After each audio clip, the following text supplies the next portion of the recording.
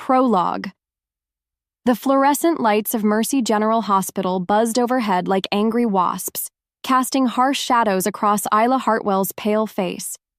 She sat hunched in the uncomfortable plastic chair, her calloused fingers clutching a crumpled tissue that had long since lost its usefulness. The antiseptic smell burned her nostrils, mixing with the metallic taste of fear that had settled permanently on her tongue 3 days ago. "Miss Hartwell?" Dr. Morrison's voice cut through her spiraling thoughts like a blade. The middle-aged man approached with the careful gait of someone who delivered life-altering news for a living. His expression was professionally neutral, but Isla had learned to read the micro-expressions that doctors thought they hid so well. The slight downturn of his mouth, the way his shoulders sagged almost imperceptibly, she knew before he even opened his mouth. "The tests confirm our suspicions. Your brother has acute lymphoblastic leukemia. It's aggressive but treatable with the right protocol." Dr. Morrison settled into the chair across from her, his hands folded in his lap. "There's an experimental treatment showing remarkable results. A targeted therapy that could give Finn not just remission, but a complete cure." Hope fluttered in Isla's chest like a trapped bird. "What do we need to do?" "The treatment isn't covered by standard insurance. The cost is substantial, approximately $500,000 for the full course." The words hit her like physical blows. "I understand this is overwhelming, but time is critical. Finn's white cell count is climbing rapidly. We need to start treatment within the next 2 weeks, or—" He didn't need to finish. Isla understood perfectly. 2 weeks to find $500,000, or watch her baby brother, the only family she had left in this world, waste away in a hospital bed. After Dr. Morrison left, Isla walked numbly to Finn's room. At 19, her brother still looked like the scared 12-year-old boy she'd held the night their parents died. His artistic hands, usually stained with charcoal and paint, lay pale and still against the white hospital sheets. Machines beeped rhythmically around him, marking time like a countdown clock. "Hey, sis." Finn's voice was hoarse but determined. Even sick, he was trying to be strong for her. It broke her heart. "Doc says I'm going to be fine. That new treatment sounds promising, right?" Isla forced a smile, the same way she'd forced smiles through job rejections, eviction notices, and countless nights when there wasn't enough food for both of them. "Absolutely. We're going to beat this thing." "Good." Finn's eyes drifted closed, exhaustion claiming him. "I still have so much art to create, so many things I want to paint for you." Sitting in the parking lot afterward, Isla finally allowed herself to break down. Great. Heaving sobs tore from her chest as the reality of their situation crashed over her. $500,000 might as well have been $5 million. Her savings account held exactly $347. Her credit was destroyed from years of juggling bills just to keep them afloat. The Moonridge PAC had made it clear that charity cases weren't their concern. She thought about calling her supervisor at the textile shop, but what was the point? Mrs. Chen barely paid her enough to cover rent, and that was when there was work available. The PAC's economy was struggling, and Omegas were always the first to feel the pinch. As she sat there in her battered Honda Civic, a car held together by prayer and duct tape, Isla felt something inside her harden. She'd spent her entire adult life accepting whatever scraps the world threw her way. She'd smiled politely when PAC members reminded her of her place. She'd worked double shifts for half the pay that betas received. She'd swallowed her pride so many times it had become second nature. But this wasn't about her anymore. This was about Finn. Brilliant, talented Finn who drew pictures of wolves with wings because he dreamed of a world where Omegas could fly. She would not let him die because the universe had decided their family wasn't worth saving. The moon was rising, a silver crescent that seemed to mock her with its distant beauty. Somewhere out there, in the sprawling mansions of the Upper East Side, alpha billionaires probably spent more on a single dinner than she made in a year. The thought should have filled her with bitterness, but instead, it sparked something else entirely. If the system wouldn't save her brother, then she would find a way to beat the system. She just had to figure out how. Welcome to Celine Shifter Romance Collection. You're listening to The Contract Luna, an original werewolf romance audiobook created by Celine Faxi. This story is written purely for your entertainment and escape into a world where love conquers all. Get comfortable, let your imagination run wild, and don't forget to comment below and let me know what you think of Isla's journey. Now let's dive into this tale of sacrifice, passion, and unexpected love. Chapter 1. The Diagnosis. The Moonridge PAC's community center felt more like a courtroom than a place of gathering as Isla stood before the Council of Elders. The massive oak table dominated the room, behind which sat 5 stern-faced wolves who held the power to save or condemn her brother. Alpha Marcus Thornfield occupied the center seat, his silver hair gleaming under the chandelier light, his expression as cold as winter granite. Miss Hartwell. His voice carried the authority of someone who'd never been denied anything in his life. We've reviewed your request for financial assistance. Isla kept her hands clasped tightly in front of her, fighting the instinct to submit that every Omega carried in their DNA. She'd practiced this speech for hours, knowing she would only get one chance. Alpha Thornfield, my brother's treatment is available now. Dr. Morrison says that with the experimental therapy, Finn could be completely cured. He could contribute to the PAC, maybe even... The answer is no. The words hit her like a physical blow. Elder Patricia Weldon, seated to the Alpha's right, leaned forward with a smile that never reached her eyes. Miss Hartwell, surely you understand the PAC's position. $500,000 is a substantial sum. We have infrastructure needs, security concerns, and frankly, your family's contribution to the PAC has been minimal. Heat flashed through Isla's chest. My father died protecting your son. The temperature in the room seemed to drop 10 degrees. Alpha Thornfield's eyes flashed gold, a warning that Isla was treading dangerous ground. Your father performed his duty. That doesn't entitle you to unlimited PAC resources. We're not asking for unlimited resources, Isla pressed, desperation making her bold. We're asking for help saving a life. Finn is talented, he's smart, He's an Omega, Elder Davis interrupted from the left side of the table. A weak Omega from a tainted bloodline. Natural selection exists for a reason, Miss Hartwell. Perhaps it's time you accepted that. The cruel words rang in the sudden silence. Isla felt something inside her chest crack, not break, but develop a hairline fracture that would spread until everything she'd believed about PAC loyalty shattered completely. I see. Her voice came out steadier than she felt. And if I were to find the money elsewhere? Alpha Thornfield's expression shifted slightly, interest flickering behind his cold stare. That would be your choice, of course, though I can't imagine where someone in your position would acquire such resources. The dismissal was clear. Isla nodded once, turned on her heel, and walked out of the community center with her spine straight and her head high. She wouldn't give them the satisfaction of seeing her crumble. But once she reached her car, the tears came anyway. The drive home to her small apartment took her through the heart of Moonridge's territory. She passed the sprawling homes of the PAC's elite, alphas and high-ranking betas who lived in luxury, while families like hers scraped by in converted apartments above businesses. The inequality had never bothered her before. She'd accepted it as the natural order. Alphas led, betas followed, and omegas served. Simple. Now, watching a PAC member's teenage daughter climb into a brand new BMW, a car worth more than Isla would make in 5 years, she felt that crack in her chest widen. Her apartment was a studio above Chen's textile shop, accessed by a narrow staircase that creaked with every step. The space was cramped but clean, every inch utilized with the efficiency of someone who'd learned to make do with less. Finn's artwork covered the walls, sketches, paintings, and mixed media pieces that transformed the humble space into something magical. His talent was undeniable. Even the PAC's art instructor had admitted that Finn possessed exceptional natural ability. Exceptional natural ability that would die with him if she couldn't find $500,000 in 2 weeks.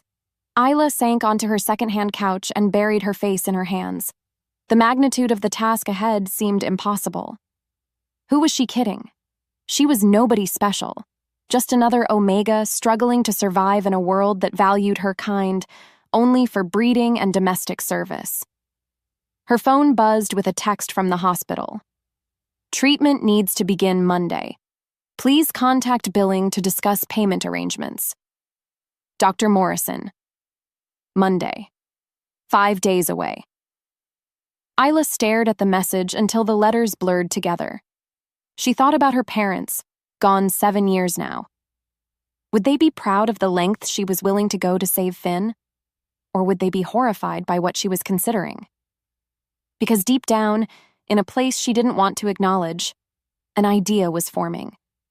A desperate, dangerous idea that went against everything she'd been taught about Omega propriety and pack loyalty. The wealthy alphas of the world had resources she couldn't imagine.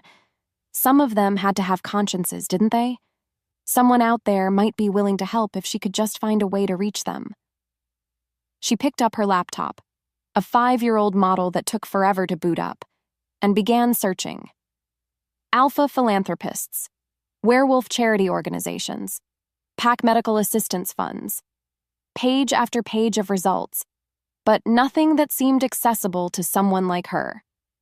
Then, buried in a forum discussion about pack politics, she found something that made her heart race. The Crimson Moon Society isn't just rumors. I know someone who attended one of their auctions. The amounts thrown around are insane. More money in one night than most packs see in a year. Isla's fingers flew across the keyboard, searching for more information about this mysterious society. What she found made her stomach turn and her pulse quicken in equal measure. The Crimson Moon Society was exactly what it sounded like, an exclusive auction house where wealthy supernatural beings bid on various experiences and services, including Omega companionship. The rational part of her mind recoiled in horror. The desperate part whispered that one night of humiliation was a small price to pay for Finn's life. She slammed the laptop shut and walked to the window, staring out at the moonrise. The crescent moon seemed brighter tonight, as if it were trying to tell her something. In the distance, she could see the lights of the city where the real money lived, where alphas owned pharmaceutical companies and tech corporations, where $500,000 was pocket change. Her reflection stared back at her from the window glass. 25 years old, ordinary brown hair, ordinary green eyes, ordinary everything. What made her think she was special enough to attract the kind of money she needed? But then she thought about Finn, lying in that hospital bed with machines breathing for him. She thought about his latest painting, a portrait of her surrounded by golden light, titled, "My Guardian Angel." She thought about all the dreams he still needed to chase, all the art he hadn't created yet. And she knew that, ordinary or not, she was going to find a way into that auction house, even if it destroyed her in the process. Chapter 2: The Underground Discovery. 3 days of desperate research had led Isla to this moment, standing outside Mystique, an upscale supernatural nightclub in downtown Seattle, her hands shaking as she clutched a fake invitation she'd spent her last $100 to acquire. The bouncer was a mountain of a man with beta scent markers, his eyes scanning the elegant crowd with professional detachment. Invitation? His voice rumbled like distant thunder. Isla handed over the forged document, praying her racing heartbeat wouldn't give her away. She'd spent hours perfecting her appearance for this moment, her grandmother's vintage black dress altered to fit her petite frame, makeup applied with painstaking care to create the illusion of sophistication she definitely didn't feel. The bouncer studied the invitation for what felt like an eternity before nodding toward the entrance. "Enjoy your evening, miss." Inside, Mystique was a world she'd only seen in movies. Crystal chandeliers cast prismatic light across marble floors, while well-dressed supernatural beings moved through the space with the easy confidence of people who'd never worried about money. The air thrummed with power, alphas mostly, their presence making her Omega instincts skitter nervously under her skin. Isla forced herself to move through the crowd, nursing a single glass of champagne that cost more than she spent on groceries in a week. She was looking for Vivian Cross, a beta information broker whose name had come up repeatedly in her research. Finding one person in this sea of beautiful, wealthy strangers felt impossible. "You look lost, sweetheart." The voice belonged to a woman in her 30s with platinum blonde hair and predatory smile. Everything about her screamed expensive, from her designer gown to the diamonds glittering at her throat. Her scent was pure beta, but there was something else underneath it. Something dangerous. "I'm looking for someone," Isla said carefully. "Vivian Cross?" The woman's smile widened. "Depends who's asking. And why." "I need information about the Crimson Moon Society." The request hung in the air between them like a challenge. Vivian's expression shifted, amusement giving way to sharp interest. "Fascinating. Follow me." She led Isla through the crowd to a private booth tucked away in a dimly lit corner. The space was warded for privacy. Isla could feel the magical barriers humming around them as they settled into the plush velvet seats. "So," Vivian said, signaling a server for drinks, "you want to know about the society. That's either very brave or very stupid. I haven't decided which yet. I need to attend one of their auctions." The words came out steadier than Isla felt. "How do I get an invitation?" Vivian studied her with the intensity of a predator evaluating prey. "Honey, girls like you don't attend society auctions. Girls like you get auctioned." Heat flooded Isla's cheeks, but she forced herself to maintain eye contact. "That's what I'm asking about." "Jesus." Vivian leaned back, reassessing. "You're serious? What the hell happened to make a nice Omega girl like you consider something like this?" "My brother is dying." The truth spilled out before Isla could stop it. "He needs experimental cancer treatment. $500,000. The pack won't help, insurance won't cover it, and I've exhausted every other option." Something shifted in Vivian's expression. Not quite sympathy, but understanding. "And you think one night with some alpha bastard is going to solve your problems?" "I think desperate times call for desperate measures." Vivian was quiet for a long moment, swirling the amber liquid in her glass. When she spoke again, her voice was softer. "The society isn't what you think it is. Yes, obscene amounts of money change hands, but it's not just about sex. These alphas are buying fantasy, power, control. Some of them are decent enough, but others..." She shook her head. "Others would break a sweet little Omega like you just for fun." "Then help me be smart about it." Isla leaned forward, desperation creeping into her voice. "You obviously know how this world works. Help me find someone who isn't a monster. There's no guarantee. Please." The word came out as barely more than a whisper. "I'll pay whatever your fee is." Somehow. Vivian studied her for another long moment, then sighed. "There's an auction next Friday. Private estate in the hills.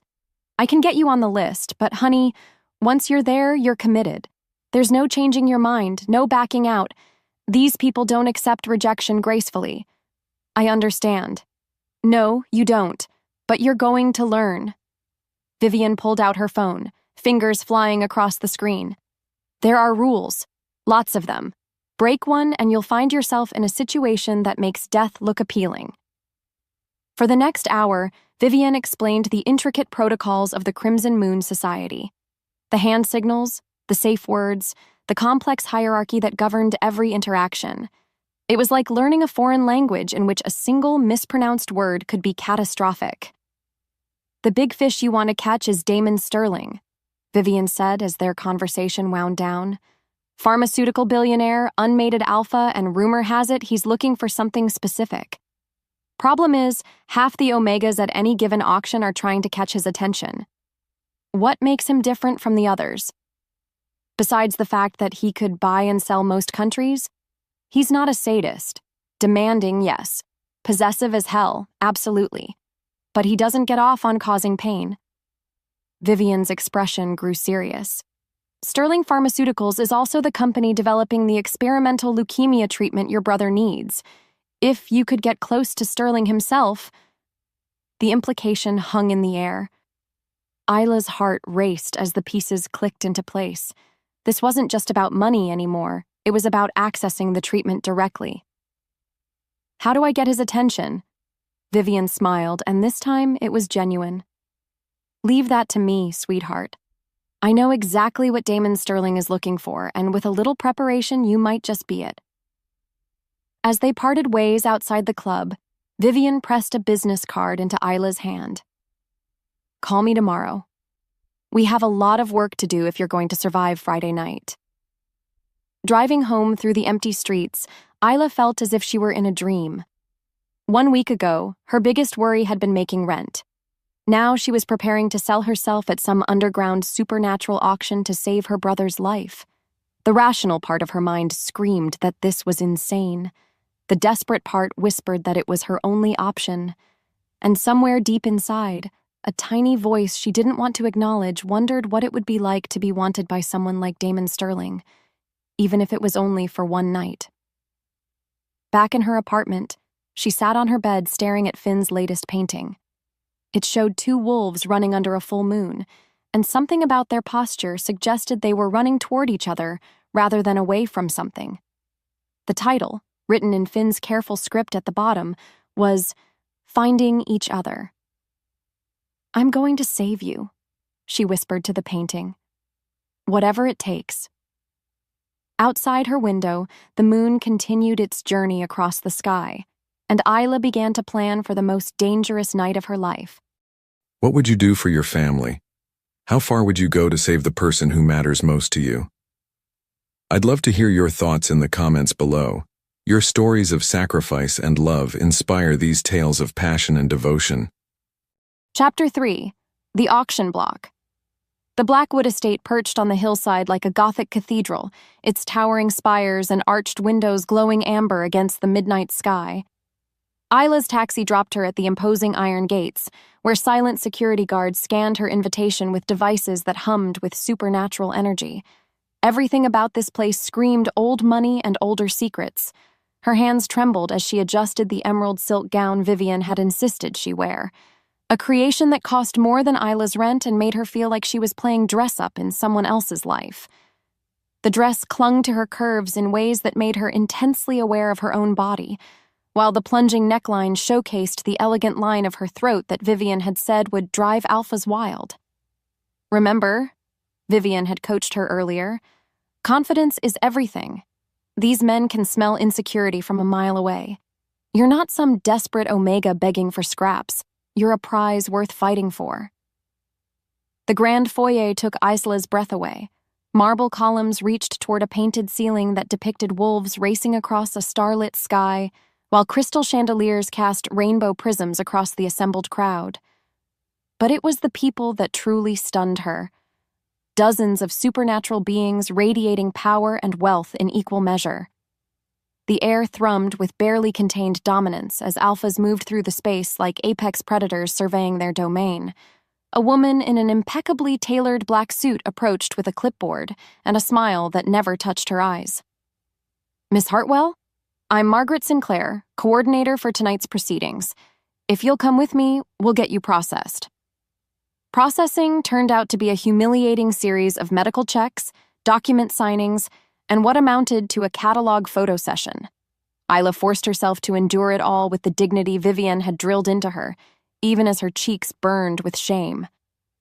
This was what desperation looked like, standing half-naked in front of strangers while they discussed her market value like she was livestock. "Lovely bone structure," murmured the photographer, a thin beta woman with calculating eyes. "Those green eyes will photograph beautifully, and that natural innocence, very marketable." Isla bit her tongue to keep from responding. Marketable. As if she were a product instead of a person with dreams and fears, and a dying brother who needed her to be strong. The other Omegas in the preparation area were a mix of types, some clearly experienced in this world, chatting casually about previous auctions and regular clients, while others looked as terrified as Isla felt. A petite blonde named Crystal took pity on her obvious nervousness. "First time?" Crystal asked, applying lipstick with practiced precision. Isla nodded, not trusting her voice. The key is to pick your alpha carefully. Don't just go for the highest bidder. Some of these guys have seriously twisted ideas about omega submission. Crystal's expression grew serious. But if you're smart and lucky, you might find someone decent. I've been seeing the same alpha for 6 months now. Marcus treats me well, and the money... She gestured around them. Let's just say I'll never work retail again. Before Isla could respond, Margaret's voice echoed through the preparation area. Ladies, it's time. The auction hall was a theater of luxury and depravity. Tiered seating surrounded a central stage where spotlights created a circle of brilliant white light against the surrounding darkness. Isla could make out the silhouettes of alphas in the audience, their eyes gleaming gold in the shadows as their wolves responded to the scent of available omegas. Lot 17, the auctioneer's voice boomed through the hall. Miss Isla Hartwell, 25 years old, unattached, seeking a one-time arrangement.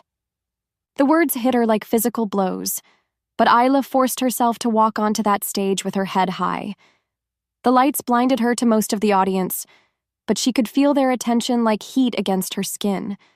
Dozens of powerful alphas studying her, evaluating her, deciding what she was worth to them. Bidding starts at 10,000, the auctioneer continued. 20,000. The voice came from the shadows to her left. 30,000. Another voice, deeper, with an edge that made her omega instincts shiver. 50,000. This from directly in front of her, accompanied by the overwhelming scent of alpha dominance that made her knees weak. The bidding continued to climb, and with it, Isla's terror and strange exhilaration. These powerful men were fighting over her, offering more money than she'd ever imagined for a single night in her company. Part of her was appalled by the objectification. Another part was oddly thrilled by the attention. 200,000. The new voice cut through the others like a blade, deep and controlled and absolutely commanding. Isla's breath caught as the scent hit her. Pine forests and leather, with an underlying warmth that made her wolf whimper with recognition. The bidding hall fell silent. Someone in the audience actually gasped. Do I hear 250? The auctioneer asked, but his voice lacked its earlier confidence. Silence stretched for long seconds before another voice spoke up. 220. 300,000. The commanding voice again, brooking no argument. This time, the silence felt final. Isla stood in the spotlight, her heart hammering against her ribs as the reality of what had just happened sank in. $300,000. It wasn't the full amount she needed, but it was more than halfway there. Sold to Mr. Sterling for $300,000. Sterling, Damon Sterling, the pharmaceutical billionaire whose company held Finn's life in its hands. As the implications hit her, Isla felt the world tilt sideways. She'd aimed for the biggest fish in the pond, and somehow, impossibly, she'd caught him. As she was escorted off the stage, her legs felt like water. In the space of 10 minutes, her entire life had changed. She was no longer Isla Hartwell, struggling omega seamstress. She was now the property, temporary property, but still, of one of the most powerful alphas in North America. Margaret appeared at her side with the same professional smile. Congratulations, Miss Hartwell. Mr. Sterling has requested that you meet him in the Blue Room, if you'll follow me. The walk through the estate's corridors passed in a blur of priceless artwork and antique furniture. Isla's mind raced with questions. What was Damon Sterling like? Vivian had said he wasn't a sadist, but what did that mean exactly? Would he be kind? Demanding? Would he see her as a person or just an acquisition? The Blue Room was smaller than she'd expected, decorated in shades of navy and silver that somehow managed to be both elegant and intimate. A fire crackled in the marble fireplace, casting dancing shadows on the walls. French doors opened onto a private balcony where the city lights sparkled like fallen stars. Leave us! The voice came from the shadows near the fireplace, and Margaret immediately withdrew, closing the door behind her with a soft click. Isla stood frozen in the center of the room, her heart hammering as footsteps approached. And then he stepped into the light, and every preconceived notion she'd had about alpha billionaires crumbled to dust. Damon Sterling was beautiful in the way that dangerous things were beautiful, like storms or wildfires or predators in their prime. Tall and broad-shouldered, with dark hair that looked like he'd been running his fingers through it, and eyes the color of aged whiskey. There was power in every line of his body, but it was controlled power, leashed strength that spoke of discipline rather than brutality. Miss Hartwell. His voice was exactly as she remembered from the auction, deep and commanding, but now she could hear the subtle warmth underneath. You're even more lovely up close. Heat flooded her cheeks. Thank you, Mr. Sterling. Damon. He moved closer, stopping just outside her personal space. Close enough that she could smell his intoxicating scent, but not so close as to crowd her. Are you afraid of me, Isla? The question surprised her with its directness. She looked up into his face, searching for signs of cruelty or indifference, but found only keen intelligence and something that might have been concern. I'm nervous, she admitted. This is all new to me. Something flickered in his expression. First time at auction? First time doing anything like this. The confession slipped out before she could stop it. Damon was quiet for a moment, studying her face with an intensity that made her feel transparent. What drove you to this, Isla? A woman like you doesn't end up on an auction block without a compelling reason. The genuine interest in his voice caught her off guard. She'd expected demands, commands, immediate possession. Instead, he was talking to her like she was a person worth knowing. My brother is dying, she heard herself say. He needs treatment that costs more money than I could make in 10 lifetimes. And you thought prostituting yourself was the answer? The harsh words should have stung, but his tone was gentle, almost concerned. Isla lifted her chin. I thought doing whatever it takes to save the person I love most was the answer. For a long moment, they stared at each other across the elegant room.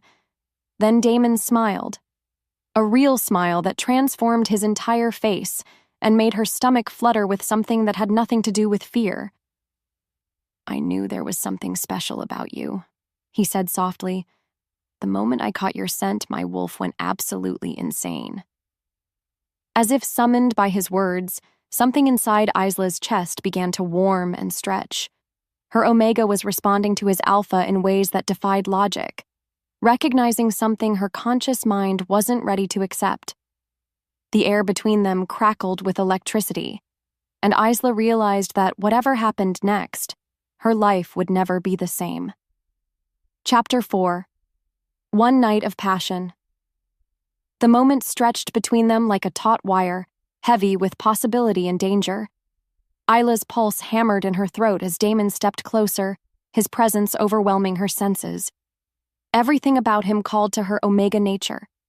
The confident way he moved, the warmth in his amber eyes, the intoxicating scent that made her want to step closer instead of backing away. You paid $300,000 for one night with me? She whispered, trying to regain some control over the situation. What exactly do you expect for that money? Damon's smile was enigmatic. Right now? I expect you to tell me about your brother. The unexpected request threw her completely off balance. I'm sorry? You heard me. He gestured toward the leather sofa near the fireplace. Sit with me. Tell me about the person worth sacrificing yourself for.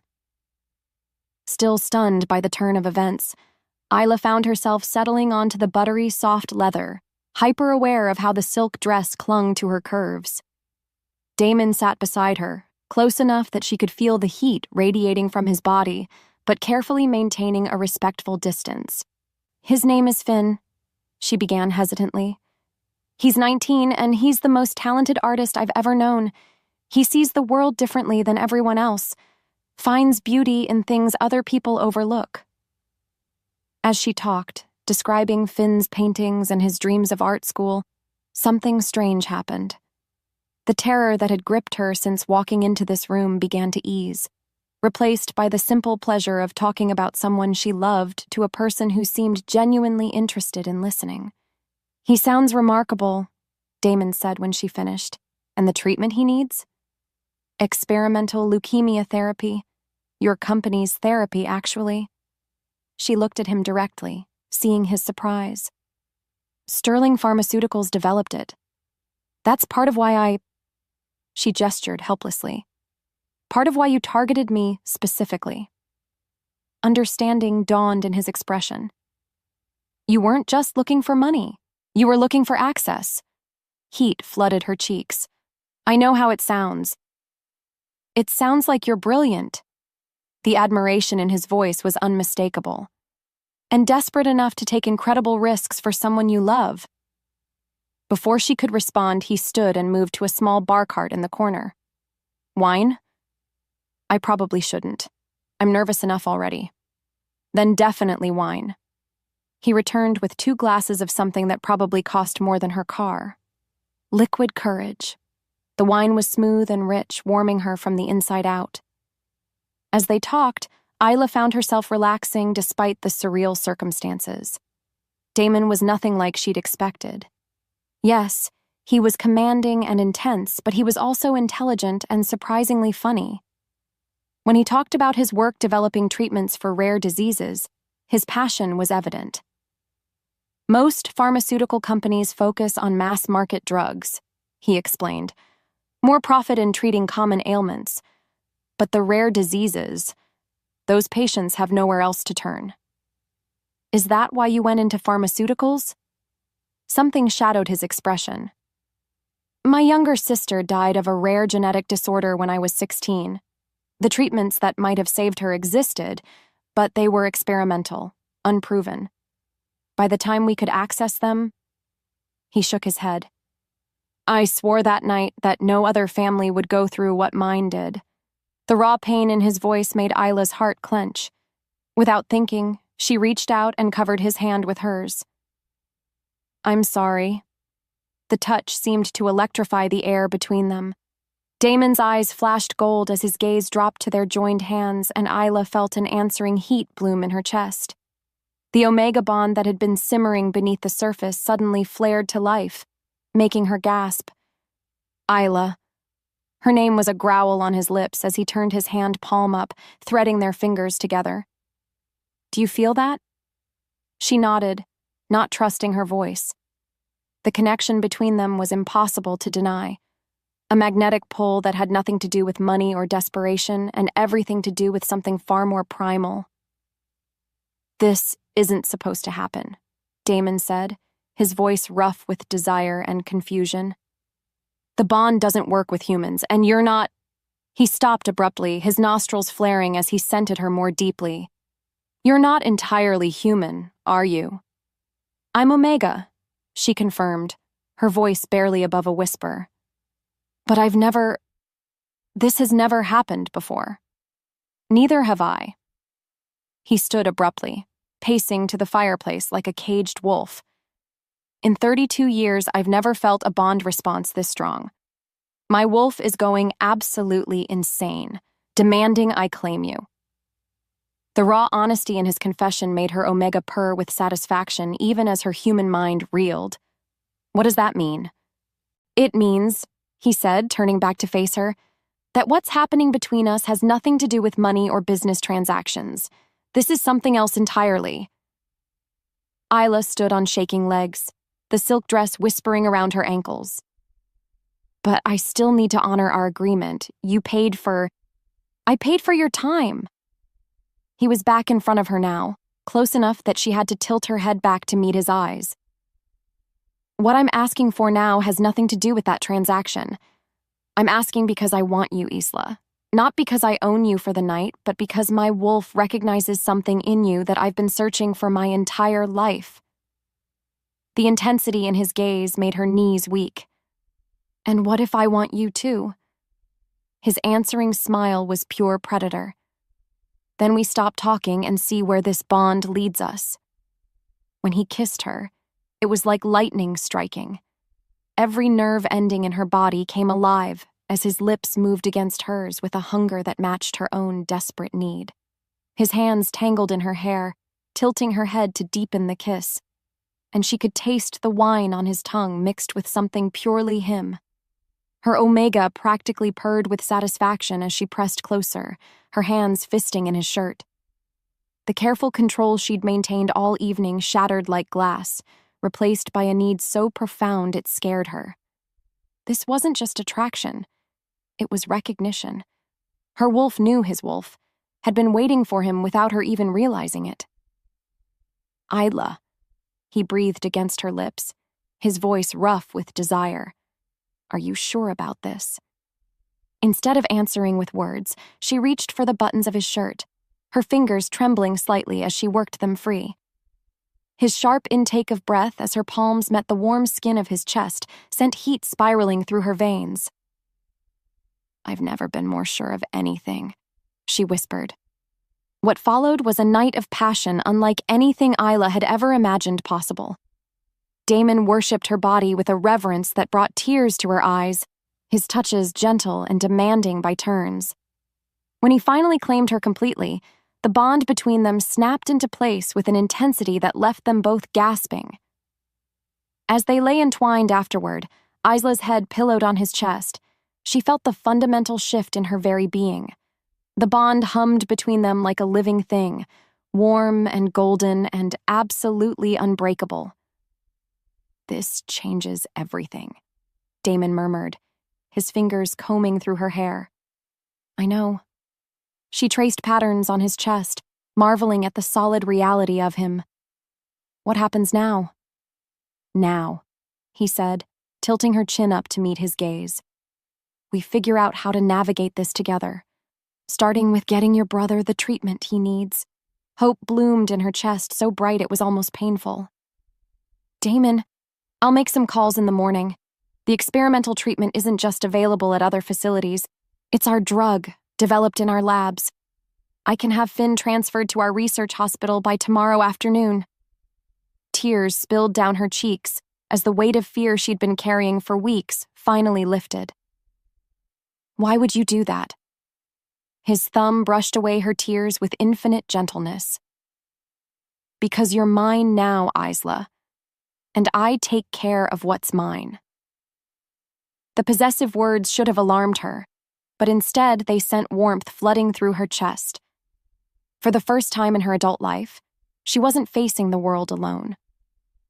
As dawn broke over the city, painting the sky in shades of gold and pink, Isla knew that whatever challenges lay ahead, she would face them with this incredible alpha by her side. The desperate gamble that had brought her to his bed had given her so much more than money. It had given her a mate. Chapter 5. The Proposal.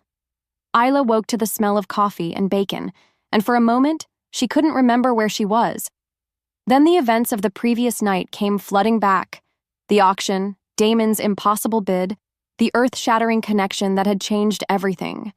She sat up in the enormous bed, pulling the silk sheets around her as she took in the morning light streaming through floor-to-ceiling windows. Good morning, beautiful. Damon's voice came from the sitting area, where he was setting a breakfast tray on a small table. He was already dressed in dark slacks and a crisp white shirt, looking every inch the powerful businessman except for the satisfied gleam in his amber eyes. What time is it? Isla asked, suddenly aware that she had no idea where her dress had ended up. 7:30. I had my assistant bring you some clothes. He gestured toward a shopping bag on the chair. I hope you don't mind, but I took the liberty of guessing your size. Heat flooded her cheeks as she remembered how thoroughly he'd explored her body the night before. I'm sure whatever you chose will be fine. Join me for breakfast? We have things to discuss. 20 minutes later, Isla sat across from him wearing an emerald cashmere sweater and perfectly fitted jeans that probably cost more than she made in a month. The domestic scene felt surreal, sharing coffee and croissants with a billionaire alpha who'd rocked her world 12 hours earlier. I made those calls, Damon said without preamble. Finn can be transferred to Sterling Research Hospital this afternoon. Dr. Sarah Chen is the best oncologist on the West Coast, and she's agreed to personally oversee his case. Isla's coffee cup rattled against the saucer as her hands began to shake. Just like that. Just like that. His expression grew serious. There's something else we need to talk about, though. Something that affects both of us. The bond. It wasn't a question. Even now, she could feel the connection between them humming beneath her skin, warm and undeniable. Among other things. Damon leaned back in his chair, studying her face. Isla, what do you know about my business situation? Just what everyone knows. Sterling Pharmaceuticals is one of the largest companies in the world. What everyone doesn't know is that we're in the middle of a crucial merger with Blackwood Industries.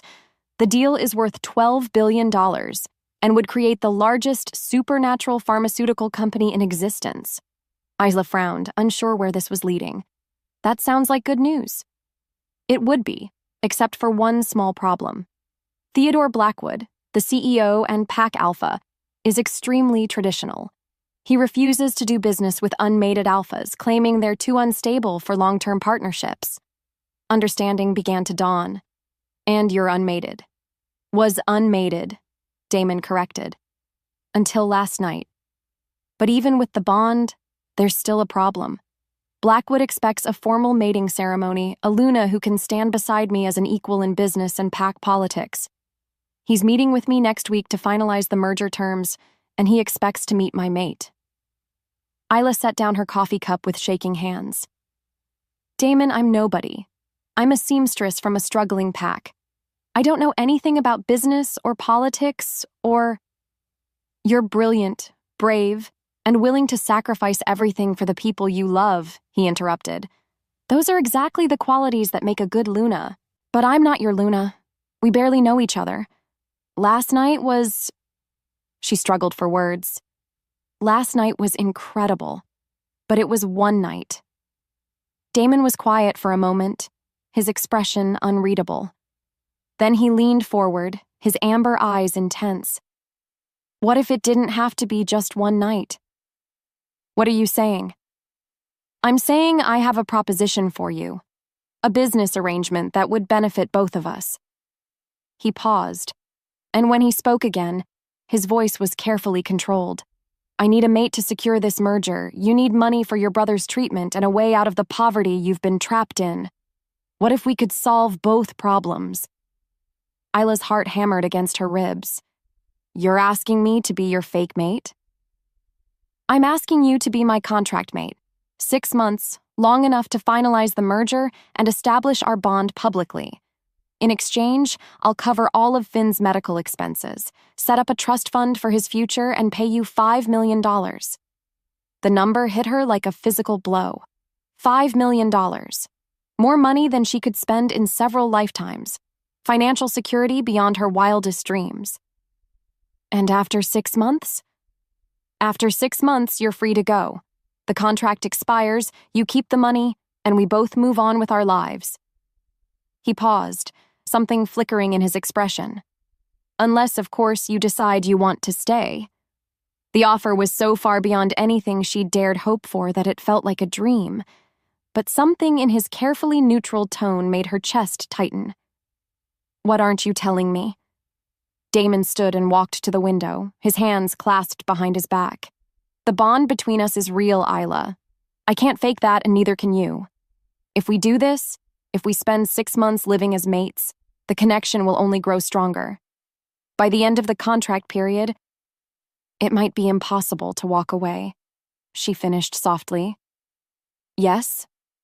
He turned back to face her, his expression raw with honesty. I'm asking you to risk your heart, Isla. I can't promise what will happen between us because I've never felt anything like this before. All I can promise is that I'll respect the terms of our agreement and never force you to stay against your will. Isla stood on trembling legs, walking to the window to stand beside him.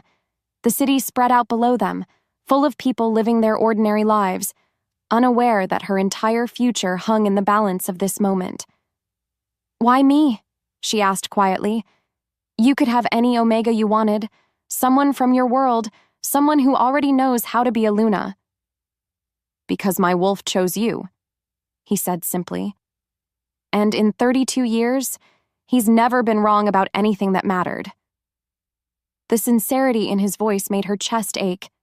She thought about Finn, lying in that hospital bed, about the pack that had turned their backs on her family, about the tiny apartment where she'd spent years just trying to survive. "If I agree to this," she said slowly, "what would be expected of me? You'd live in my penthouse, attend social functions as my mate, learn about the business so you can hold intelligent conversations with other pack leaders' wives. You'd be treated with the respect due to a Luna, my equal in all things. And privately?" His jaw tightened. "Privately, you'd share my bed. I won't pretend otherwise, Isla. The bond makes that inevitable. But I would never force myself on you. What happens between us physically will be because we both want it." Heat pooled in her stomach at the memory of their night together. She definitely wanted it. "I need time to think." "Of course." He pulled a business card from his pocket and wrote something on the back. "This is my private number. Call me when you've made your decision." As he moved toward the door, Isla felt panic flutter in her chest. "Damon?" He paused, his hand on the doorknob. "The merger, what happens if it falls through?" His smile was sharp as a blade. "Then Theodore Blackwood learns that I don't respond well to ultimatums. But let's hope it doesn't come to that." After he left, Isla stood alone in the elegant room, staring at the business card in her hands. 6 months as the mate of one of the most powerful alphas in the world. Financial security beyond her wildest dreams. A chance to save not just Finn, but to build a future neither of them had ever dared imagine. All she had to do was risk falling in love with a man who might break her heart when their contract expired. She thought about her parents, about the dreams they'd had for their children. She thought about Finn and his paintings, about the art he'd create if he lived to see 25. She thought about the bond humming between her and Damon, warm and insistent and utterly terrifying. And she knew that whatever the cost, she was going to say yes. Chapter 6. Playing Luna. 2 weeks later, Isla stood in the marble foyer of Damon's penthouse, watching her reflection in the mirror, while his stylist put the finishing touches on her appearance.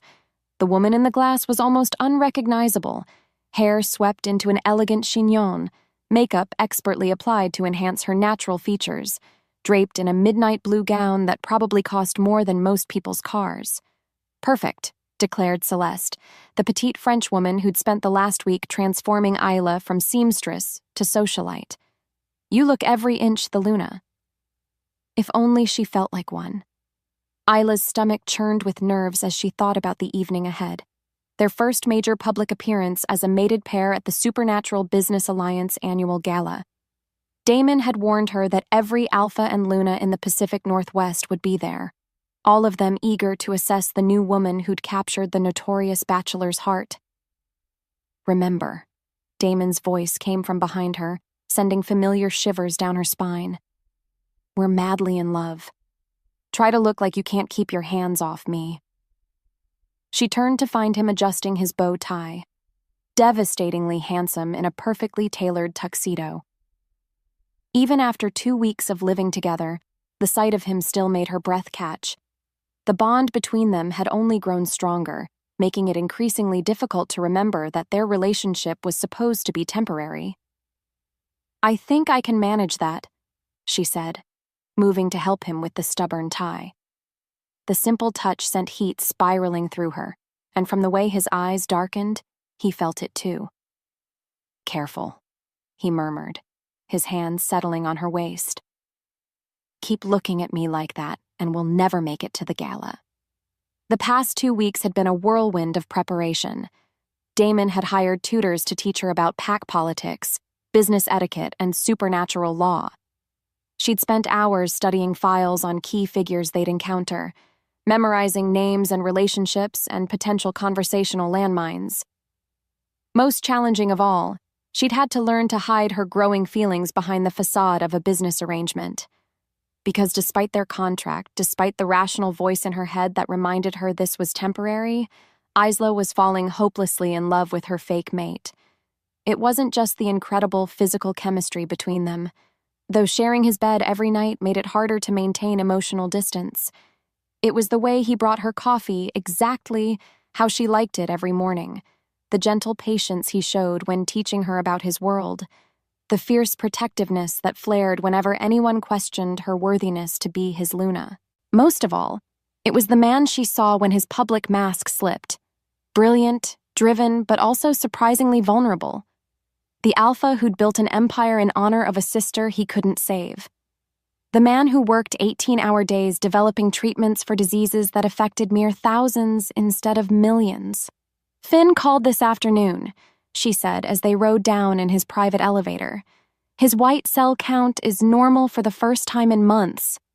Damon's smile was genuine, transforming his entire face. "Dr. Chen said the treatment is exceeding all expectations. Your brother is going to make a full recovery, Isla." Relief and gratitude crashed over her in equal waves. 6 months ago, she'd been facing the unthinkable. Now, because of the man standing beside her, Finn had a future filled with possibilities. "I don't know how to thank you." "You're thanking me every day," he said quietly. "By being here, by helping me secure this merger, by—" He paused, something unreadable flickering in his expression. "By making me believe that maybe the moon goddess doesn't hate me after all." Before she could ask what he meant, the elevator doors opened into the parking garage where his driver waited beside a sleek black Bentley. The ride to the gala passed in companionable silence, Damon's hand covering hers as they reviewed their strategy for the evening. The Grand Cascade Hotel ballroom was a wonderland of crystal and gold, filled with the most powerful supernatural beings on the West Coast. Isla recognized many faces from her studies: pack alphas who controlled vast territories, business leaders who shaped the supernatural economy, politicians who influenced human-supernatural relations. "Remember," Damon murmured as they approached the receiving line, "we're presenting a united front. If anyone challenges you, defer to me. Some of these alphas still believe omegas should be seen and not heard." Their entrance caused the expected stir. Conversations paused as heads turned to assess the woman who'd tamed Damon Sterling. Isla felt the weight of dozens of gazes, some curious, others openly hostile. She lifted her chin and smiled, channeling every lesson in confidence Celeste had drilled into her. "Sterling!" A booming voice cut through the crowd as a massive alpha approached with a striking blonde woman at his side. "So this is the famous Luna we've been hearing about." "Marcus Greystone," Damon said smoothly. "Allow me to introduce my mate, Isla. Darling, Marcus leads the Cascade Pack, and this is his Luna Victoria." Victoria Greystone looked Isla up and down with calculating blue eyes. "How lovely to meet you, dear. Though I must admit, we were all quite surprised by the sudden announcement. Such a whirlwind romance." The words were sweet, but the undertone was pure venom. Isla recognized the challenge for what it was, an attempt to rattle her into making a mistake. "When you know, you know," Isla replied serenely, moving closer to Damon and letting her hand rest on his chest in a gesture of casual intimacy.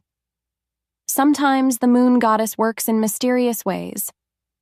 "Indeed she does," agreed a new voice. Theodore Blackwood materialized beside them like a force of nature, tall, silver-haired, radiating the kind of power that made other alphas step back instinctively.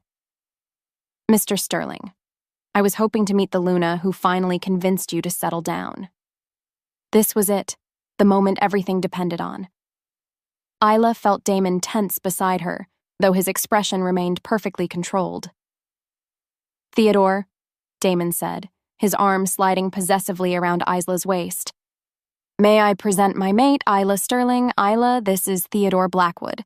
Blackwood's handshake was firm but not crushing, his pale blue eyes studying her with uncomfortable intensity. "A pleasure, Mrs. Sterling.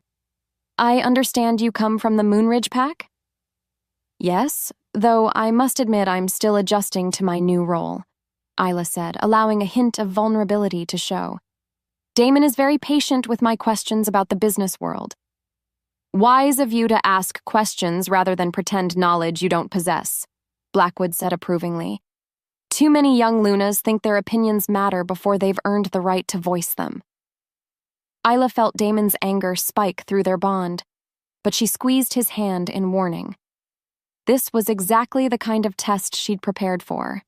My grandmother always said that the moon goddess gave us 2 ears and 1 mouth for a reason, she replied with a self-deprecating smile. I'm far more interested in learning from experienced leaders like yourself than in hearing my own voice. Blackwood's stern expression softened slightly. Your grandmother sounds like a wise woman. I look forward to continuing our conversation over dinner. As he moved away, Damon leaned down to murmur in her ear. Perfectly played. He's already impressed. The rest of the evening passed in a blur of introductions and careful conversations.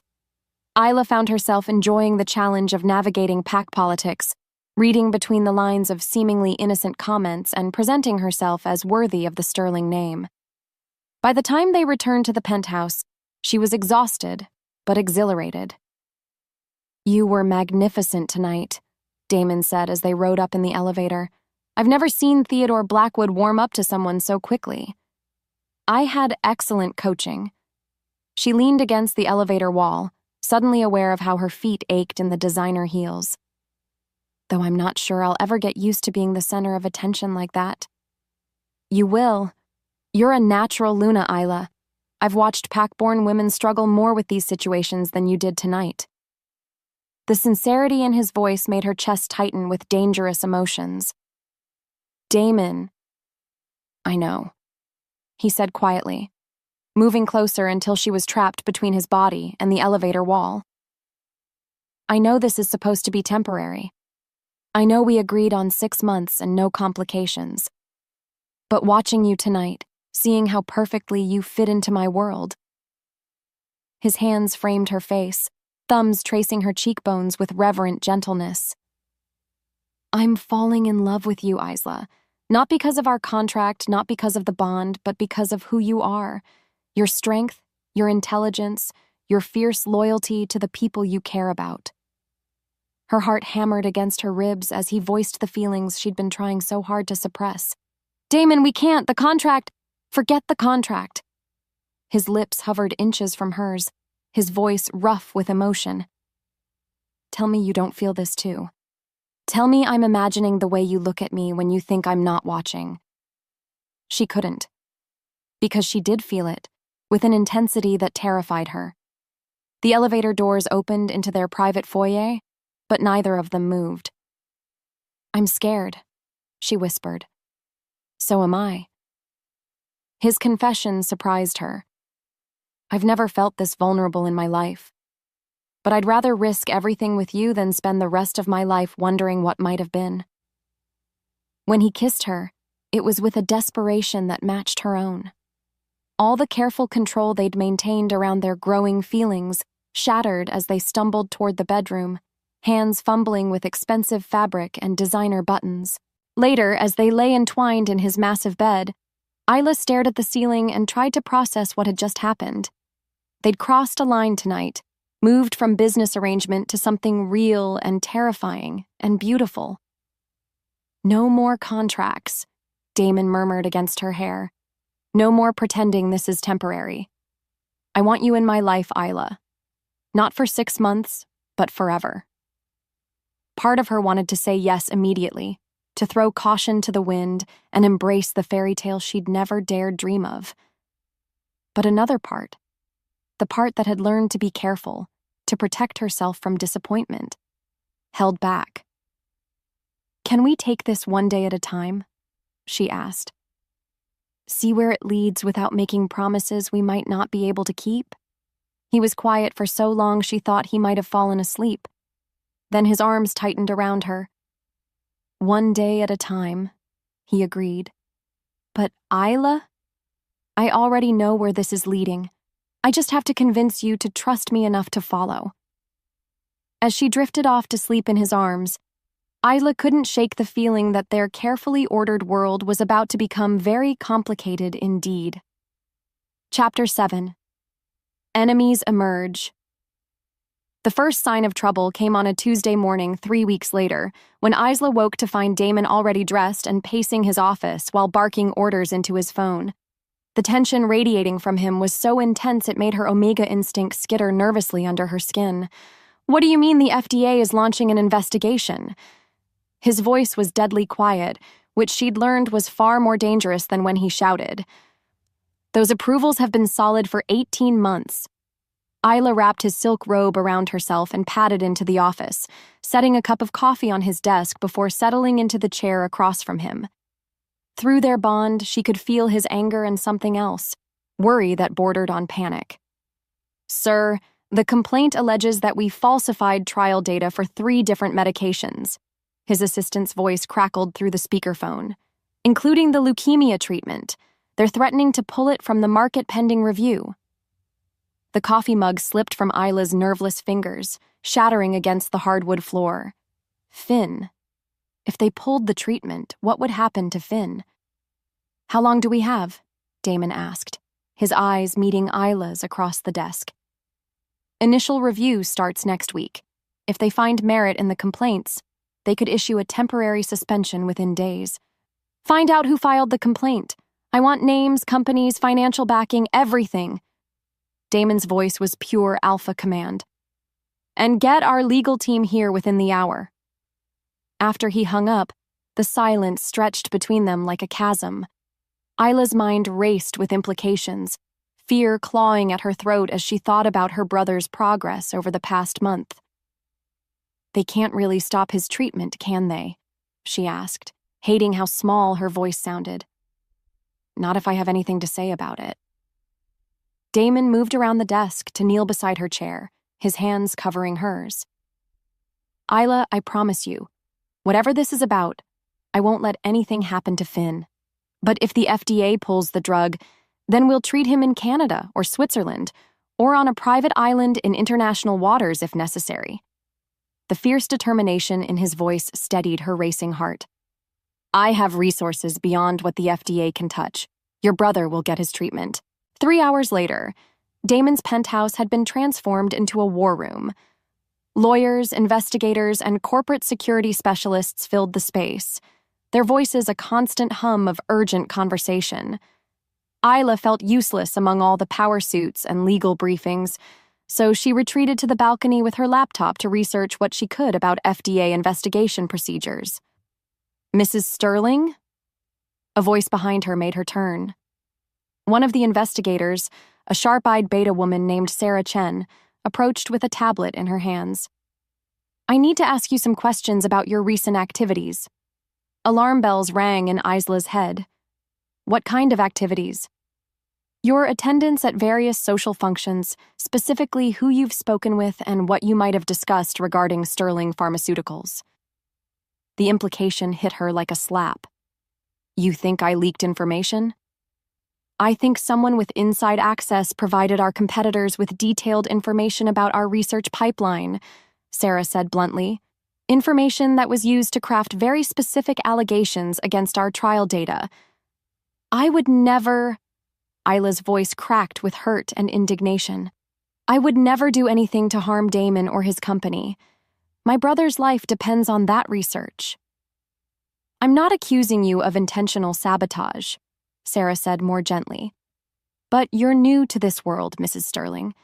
It's possible someone manipulated you into revealing information without you realizing it." The next hour was a nightmare of detailed questions about every conversation, every interaction, every seemingly innocent query about Damon's work. By the time Sarah finished, Isla felt stripped raw, as if every moment of the past month had been dissected and found wanting. "Well?" Damon's voice came from the doorway, carefully controlled but radiating barely leashed fury. "Mrs. Sterling answered all our questions cooperatively," Sarah reported. "I don't believe she intentionally compromised company information, but..." She hesitated, glancing between them. "But what?" The temperature in the room seemed to drop 10 degrees. But she did have detailed conversations about your research with Victoria Greystone at 3 separate social events. Mrs. Greystone asked very specific questions about timeline and methodology. Isla's stomach plummeted as she remembered those conversations. Victoria had seemed so interested, so impressed by Damon's work. She'd made Isla feel sophisticated and important, drawing her out with flattering questions about her mate's brilliance. Victoria Greystone's PAC has significant investments in Meridian Pharmaceuticals, Sarah continued. Meridian is Sterling's biggest competitor in the rare disease market. Oh, God. The words escaped Isla in a whisper. I didn't know. She seemed so friendly, and I was trying to make connections like you taught me. Get out. Damon's voice was deadly quiet, his eyes fixed on Sarah rather than Isla. Everyone out, now. The room cleared with impressive speed, leaving them alone with the weight of Isla's inadvertent betrayal hanging between them. She wanted to explain, to apologize, to somehow make this right, but the words stuck in her throat. Damon, I'm so sorry. I never meant... I know. His voice was tired now, the fury drained out of it. I know you didn't mean to, but the damage is done, Isla. Those conversations gave our competitors everything they needed to file credible complaints with the FDA. Can you fix it? Can you prove the allegations are false? Maybe. Probably. But it will take time, and time is something we don't have. He moved to the window, staring out at the city below. The Blackwood merger is scheduled to finalize next week. If there's even a hint of FDA impropriety, Theodore will walk away from the deal. The implications crashed over her like a wave. The merger that would secure Damon's company's future, the deal that had brought them together in the first place, was now in jeopardy because of her naivety. What can I do? She asked desperately. How can I help fix this? You can't. The finality in his voice made her flinch. This is corporate warfare, Isla. These people will use every weakness against us, and right now you're perceived as our biggest vulnerability. The words hit harder than a physical blow. So, what are you saying? Damon was quiet for a long moment, his shoulders rigid with tension. When he finally turned back to face her, his expression was carefully blank, the mask of the ruthless businessman she'd first met at the auction. I'm saying that maybe it would be better if you stayed somewhere else for a while, until this situation resolves. You're sending me away. It wasn't a question. I'm protecting you, and protecting the company. If you're not here, they can't use you against us again. Each word felt like a knife to the chest.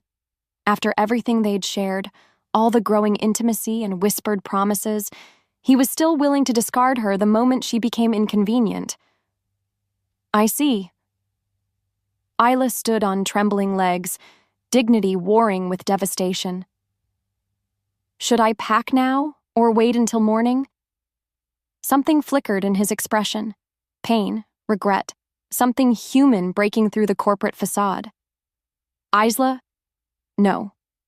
She held up a hand to stop him. You've made your position clear.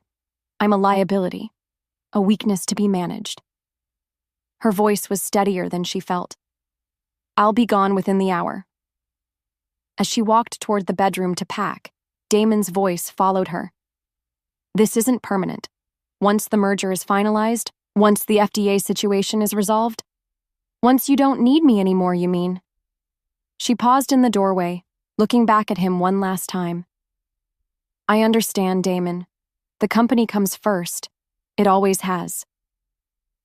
30 minutes later, Isla stood in the penthouse elevator with a single suitcase, watching the numbers count down as she descended from the fairy tale back to reality. The bond between them ached like a physical wound, but she ignored it. She'd been foolish to think this was anything more than a business arrangement. Now it was time to remember who she really was. Not a Luna, not a billionaire's mate, but just Isla Hartwell, the Omega who'd been willing to do anything to save her brother, even if it had cost her everything else. Chapter 8. Family Secrets.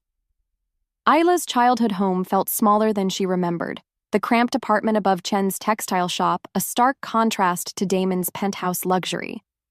Mrs. Chen had been understanding about Isla's sudden need for temporary housing, though her curious glances suggested she sensed there was more to the story than marital difficulties. 3 days had passed since she'd left Damon's place. 3 days of silence from the man who'd claimed to love her, who'd promised that nothing would happen to Finn, who'd made her believe in fairy tales again. The bond between them ached constantly now, a low-level pain that made it hard to concentrate on anything else. She was sorting through old photo albums, a desperate attempt at distraction, when her phone rang. The caller ID made her heart skip. Dr. Chen from Sterling Research Hospital. "Mrs. Sterling, I have good news about your brother." The title stung, but Isla pushed the pain aside. "How is he doing?" "Remarkably well. His latest blood work shows no sign of cancerous cells, and his energy levels are almost back to normal. At this rate, we should be able to discharge him by the end of the week." Relief flooded through her so intensely it left her dizzy. Whatever else had gone wrong, Finn was going to be okay. "That's wonderful news. Thank you for everything you've done. Actually, there's something else I wanted to discuss with you. Something rather unusual came up in Finn's genetic screening." Isla frowned. "What kind of unusual?" "Would it be possible for you to come in this afternoon? It's the sort of thing better discussed in person."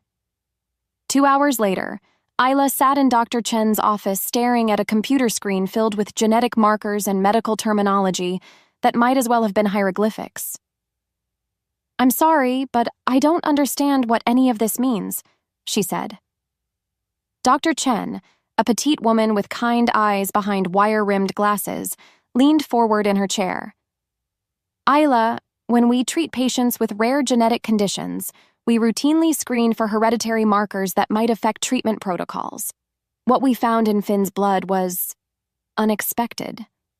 "Unexpected how?" "He carries genetic markers that are extremely rare in the general population. Markers that are typically only found in wolves from specific bloodlines." Dr. Chen pulled up another screen. "Bloodlines that were thought to be extinct." Isla's pulse quickened. "I don't understand. Our family history is well documented. We're from the Moonridge Pack, nothing special about our lineage. That's what makes this so interesting." Dr. Chen clicked through several more screens. "These markers indicate descent from the Silver Moon bloodline, the legendary Luna line that disappeared nearly a century ago." The name hit Isla like a physical blow. She'd heard stories of the Silver Moon line as a child, fairy tales about Omegas with extraordinary healing abilities, Lunas who could strengthen entire packs through their bond with their alphas. But those were just legends, weren't they? "That's impossible," Isla whispered. "The Silver Moon line died out in the 1920s. Everyone knows that." "Everyone believed that," Dr. Chen corrected gently. "But genetic evidence doesn't lie. You and Finn both carry these markers, which means one of your parents came from Silver Moon stock." Isla's mind raced, trying to process this information. Her father had been a simple pack warrior, thoroughly documented in Moonridge records, which meant, "My mother," she breathed. "But that can't be right. She was a rogue Omega who joined the pack when she mated my father." "Do you know anything about her background before she joined Moonridge?" "Nothing. She never talked about her past, and my father said she'd lost her entire family in a rogue attack." Isla felt the world tilting sideways as implications crashed over her. "Are you saying my mother lied about who she was?"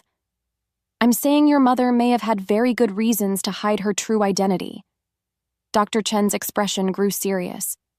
"The Silver Moon line didn't just disappear, Isla. They were hunted to extinction by a coalition of alpha packs who feared their power." The room seemed to spin around her. Feared their power?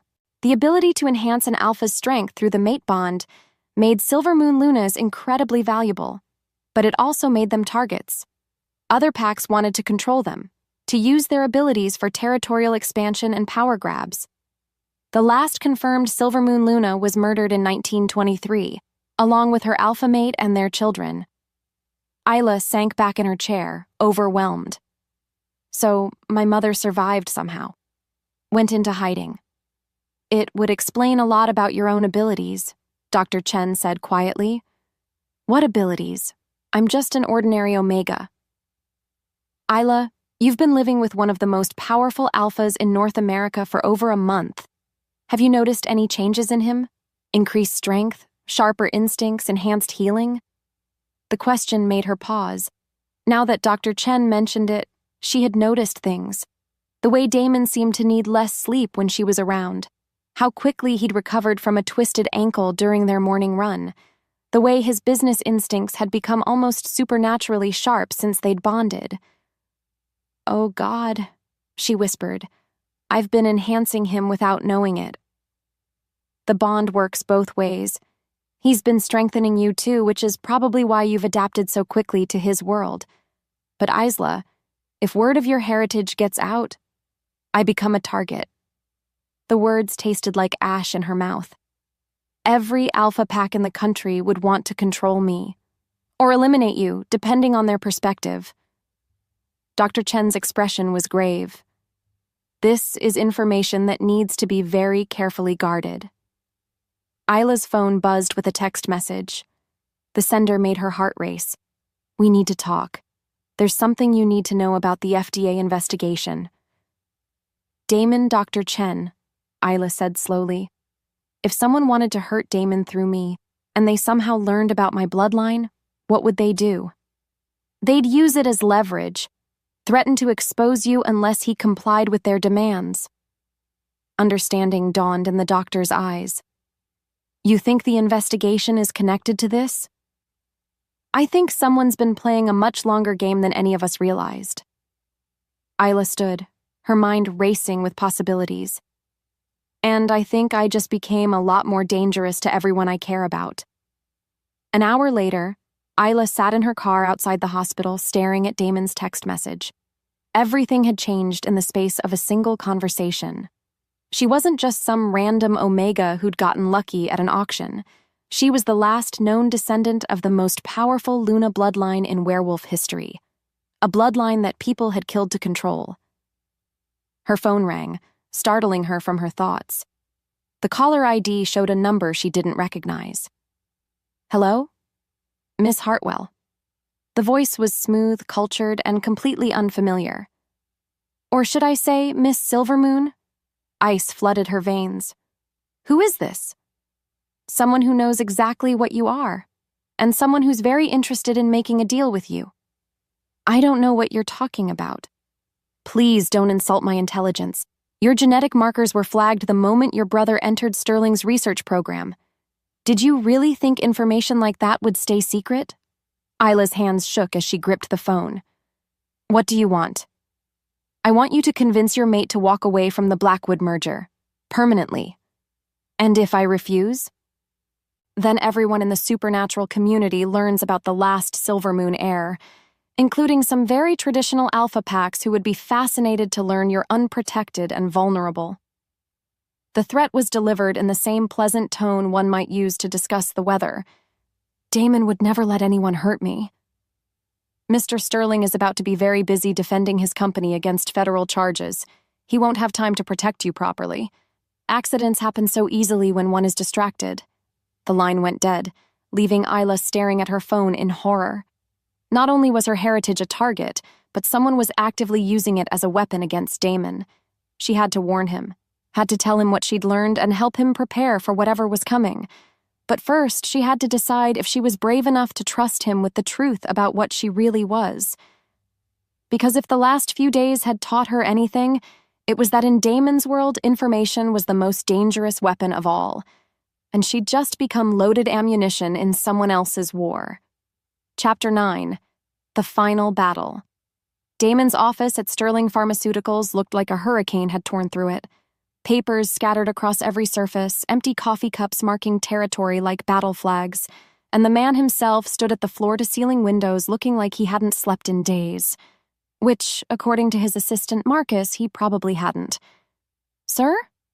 Marcus appeared in the doorway, his usually immaculate appearance slightly frayed around the edges. "Mrs. Sterling is here to see you."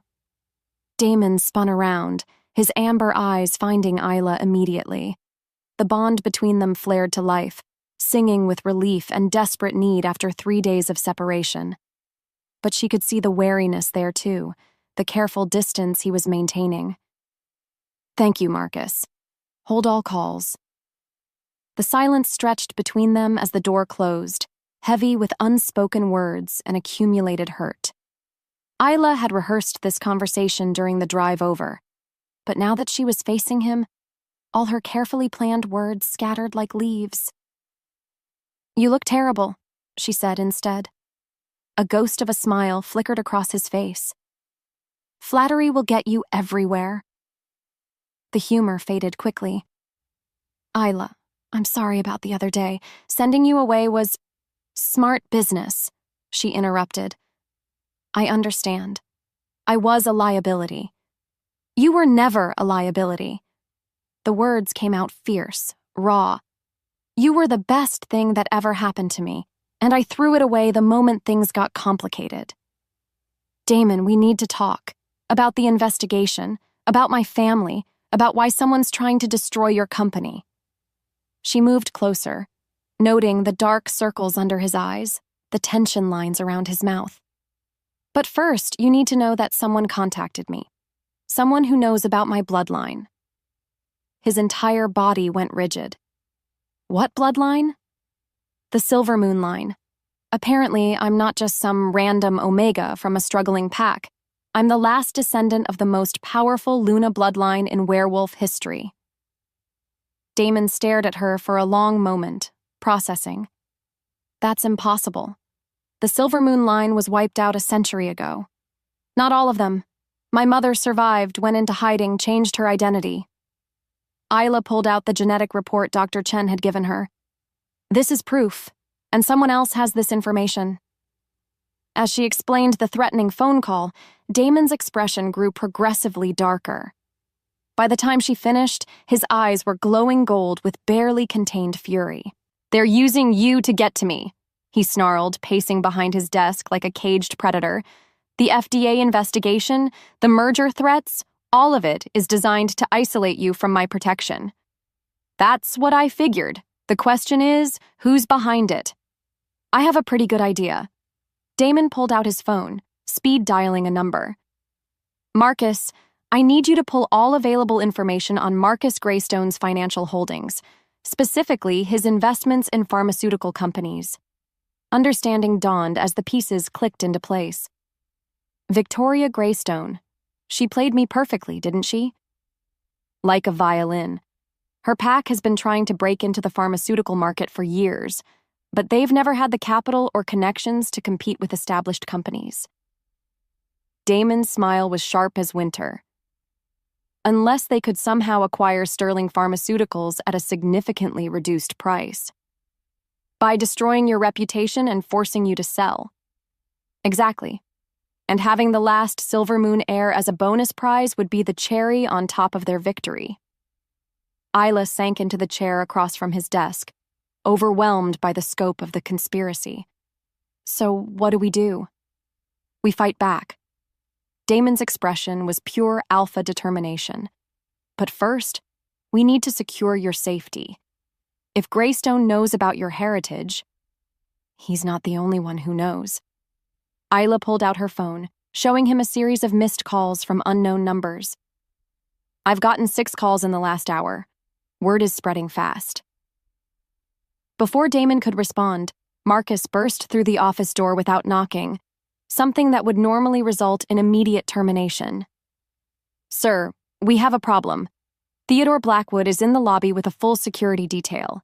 He's demanding an immediate meeting about concerning allegations regarding the integrity of your mate bond." Damon and Isla exchanged glances. "He knows," she said quietly. "Let him up," Damon said, his voice deadly calm. "It's time to end this."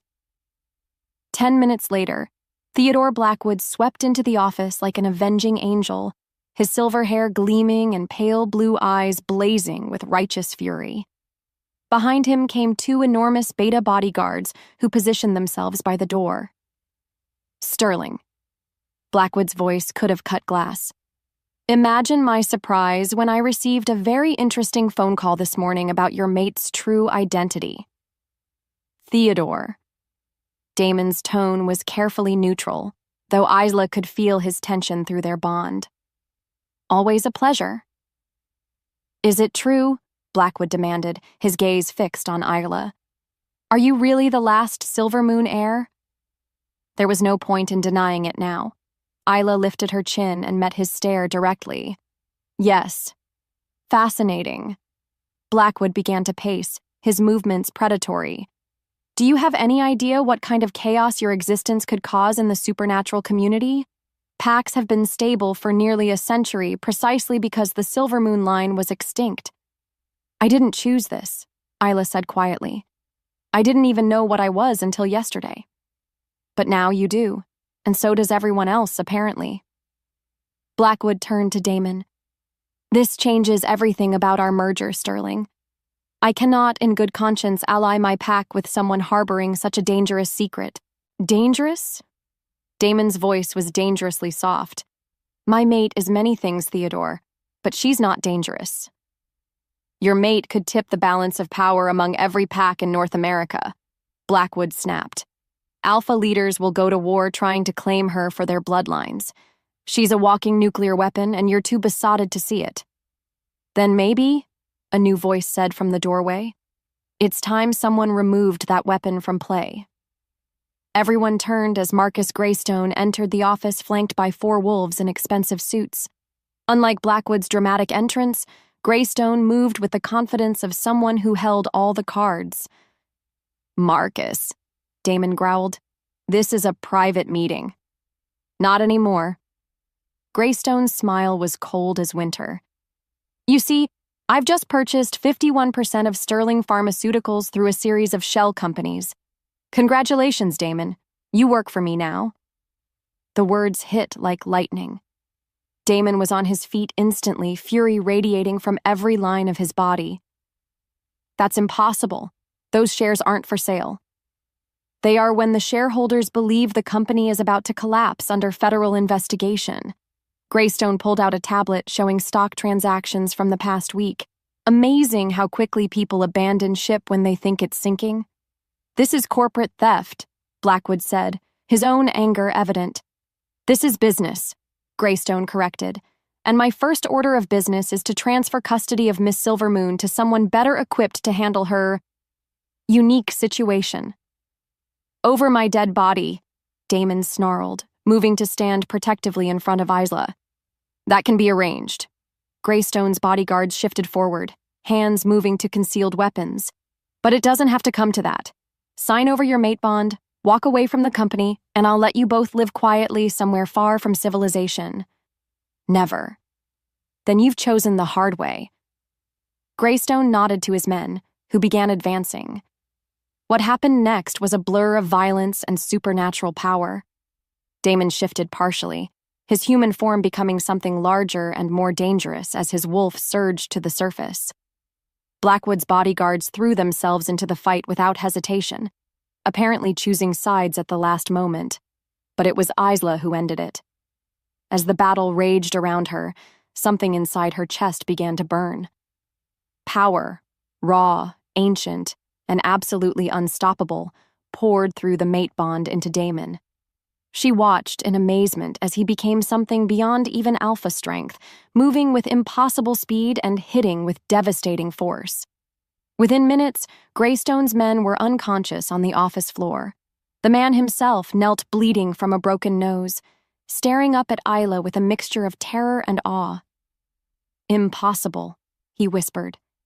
The legends said Silver Moon power died with the bloodline. The legends, Isla said quietly, helping Damon to his feet, were wrong. Theodore Blackwood stood in the corner, his pale eyes calculating as he studied the aftermath. Well, he said finally, this certainly changes my perspective on the merger. How so? Damon asked, his arm wrapped protectively around Isla's waist. A Silver Moon Luna bonded to an alpha of your caliber? Sterling Pharmaceuticals just became the most powerful supernatural corporation in history. Blackwood's smile was razor-sharp. I'd be an idiot not to want a piece of that action.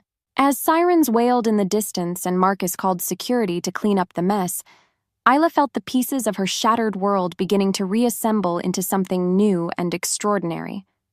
She was no longer running from her heritage, she was embracing it. And with Damon at her side, she was finally ready to claim her place as the Luna she was born to be. Chapter 10. Forever Bound. 6 months later, Isla stood in the mirror of the bridal suite at the Blackwood estate, hardly recognizing the woman staring back at her. The gown was a masterpiece of ivory silk and antique lace, passed down through generations of Silver Moon Lunas who had worn it for their formal mating ceremonies. Somehow it fit her perfectly. "You look absolutely radiant," Vivian said from behind her, securing the final pin in Isla's elaborate updo. "Though I have to say, this is not how I imagined things would turn out when I helped you get into that auction. Neither did I." Isla touched the ancient silver necklace at her throat, another Silver Moon heirloom that had been returned to her by the Supernatural Heritage Council after news of her identity spread. "Sometimes I still can't believe this is real." "Believe it, honey. You're about to become the most powerful Luna in North America." Vivian stepped back to admire her handiwork. "And from what I've seen, you're going to use that power for all the right reasons." Through the suite's windows, Isla could see the ceremony space that had been prepared in the estate's gardens. Hundreds of guests were already seated. Pack leaders, business moguls, supernatural dignitaries from around the world. All here to witness the formal mating of Damon Sterling and the last Silver Moon heir. The past 6 months had been a whirlwind of changes. The FDA investigation had been dropped after Marcus Greystone confessed to fabricating evidence in exchange for a reduced sentence. Sterling Pharmaceuticals had not only survived the crisis, but emerged stronger than ever, with the Blackwood merger creating the largest supernatural corporation in history. Most importantly, Finn was completely healthy and had started his first semester at the prestigious Arcane Arts Institute. His latest painting, a portrait of Isla and Damon surrounded by silver moonlight, hung in their penthouse, a reminder of how far they'd all come. "It's time," Dr. Chen said, appearing in the doorway in her role as Isla's chosen family representative. The small woman had become like a surrogate mother over the past months, helping Isla navigate the complex world of supernatural politics while never losing sight of her humanity. The walk down the garden aisle felt like a dream. Rose petals scattered beneath her feet, while the assembled guests rose in respect. But Isla only had eyes for the man waiting for her at the altar, devastatingly handsome in a midnight blue tuxedo, his amber eyes warm with love and pride. Damon's smile when he saw her could have powered the entire city.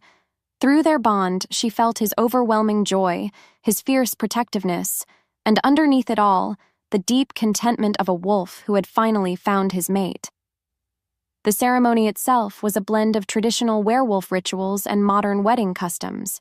They exchanged vows they had written themselves, promising not just love and fidelity, but partnership in all things. When the officiant called for the formal bonding, Isla offered her wrist to Damon with absolute trust. His bite was gentle but firm, sealing their bond with an intensity that sent silver light crackling through the air around them. The assembled crowd gasped as power, ancient Silver Moon power, made itself known to the world. "I present to you," the officiant announced, his voice ringing across the garden, "Alpha Damon Sterling and Luna Isla Sterling of the Silver Moon Pack." The reception was a celebration unlike anything Isla had ever experienced. She danced with pack leaders and business titans, accepted congratulations from wolves she'd only read about in supernatural history books, and somehow managed to feel perfectly at home in a world that 6 months ago would have been unimaginable. "No regrets?"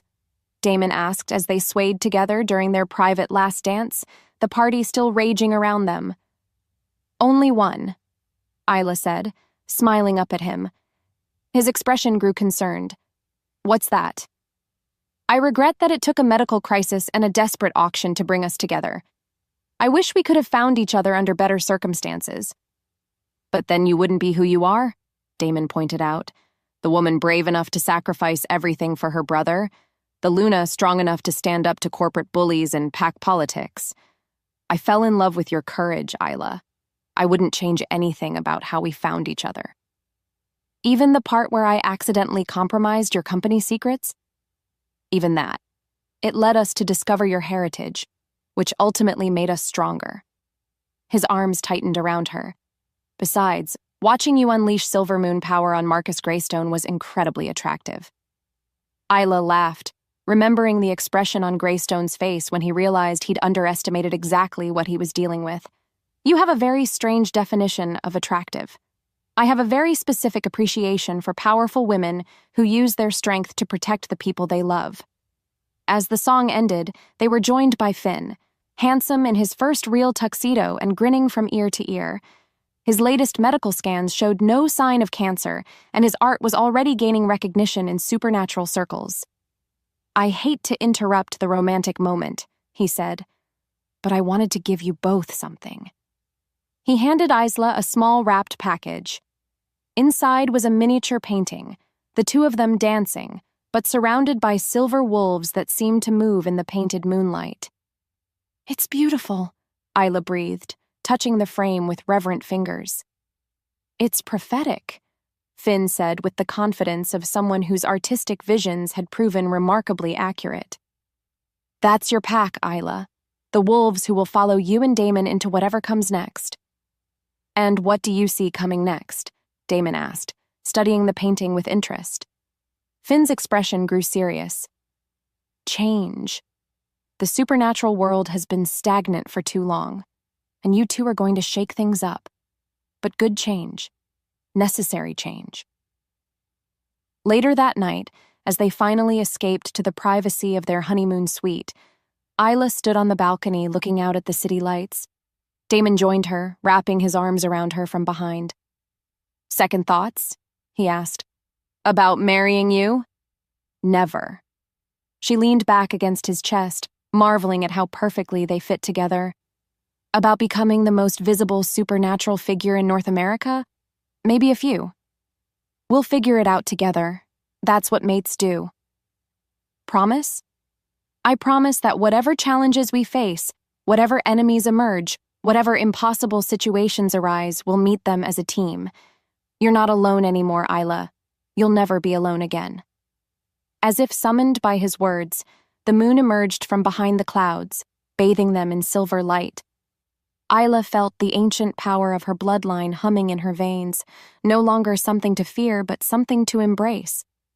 She was Isla Sterling now, Luna of the Silver Moon Pack, mate to one of the most powerful alphas in the world.